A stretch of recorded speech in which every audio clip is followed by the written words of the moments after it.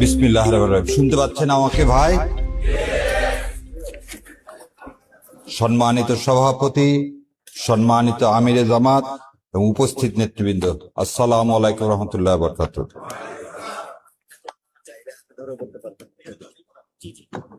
বাংলা একটা কথা আছে, চোর না শুনে ধর্মের কথা, তাই না? আমার আমিরে জামাত যতভাবে উদারতা দেখা যায়, পিতা হিসাবে, ভাই হিসাবে সংসদে সব দেখালেন। আর আমরা বাইরে ভাবলাম পারতেছে না, খালি ওয়াক আউট করতেছে, আর কিছু করে না। তো এই জন্যই প্রথমে বলে নিলাম, চোর না শুনে ধর্মের কথা, কথা হবে রাজপথে, ওখানে না। এবার দ্বিতীয় কথাটা শুনি।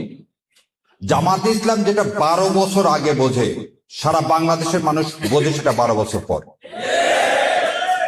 1984 সালে অধ্যাপক গোলাম আযম সাহেব এই তত্ত্বাবধায়ক ব্যবস্থার কথা বলছিলেন এবং বলেছিলেন কোন সরকারের আন্ডারে যদি নির্বাচন করা হয়, সেই নির্বাচন কোনোদিন ফেয়ার হতে পারে না। সেই জন্য নির্দলীয় তত্ত্বাবধায়ক ব্যবস্থা বাস্তবায়ন করতে হবে। এই বিএনপি 91 সালে বলছিল তত্ত্বাবধায়ক ব্যবস্থা খায় না মাখে, এবং 91 থেকে 95 সাল পর্যন্ত তারা এই তত্ত্বাবধায়ক বিল সংসদে তোলেনি।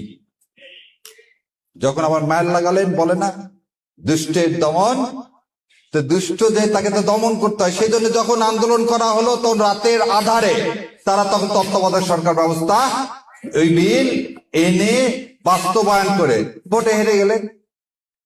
তার মানে বিএনপির ইতিহাস হচ্ছে, বিএনপিকে ছোট বাচ্চার মতো শাসন না করলে, আদর দিলেও বানরের মতো মাথায় উঠে যাচ্ছে, ও কথা শুনতে চায়। একটা অনুষ্ঠানে দেখলাম আমার ভাই শিশির মনির এবং আমার আর এক ব্যারিস্টার ভাই, তারা স্বরাষ্ট্রমন্ত্রী ও আইনমন্ত্রীকে প্রশ্ন করছে যে চলেন সংসদের যে কোনো জায়গায় ডিবেট করেন। আজকে আমি ডিবেট না, আজকে আপনাদের মাধ্যমে সারা দেশের কাছে প্রশ্ন রেখে যাচ্ছি। যদি এই প্রশ্নের উত্তরগুলো দেয়, জুলাই সনদ বাস্তবায়ন করার দরকার না। আর যদি প্রশ্নের উত্তর দিতে না পারেন, কালকে সংসদ থেকে জুলাই বাস্তবায়ন করবেন।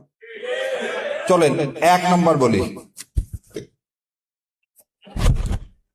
বঙ্গভবনে গেছিলেন সেদিন কোন আদেশের বলে?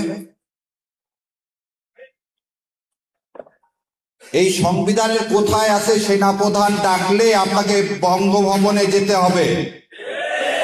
নাই তো। আচ্ছা, সেদিন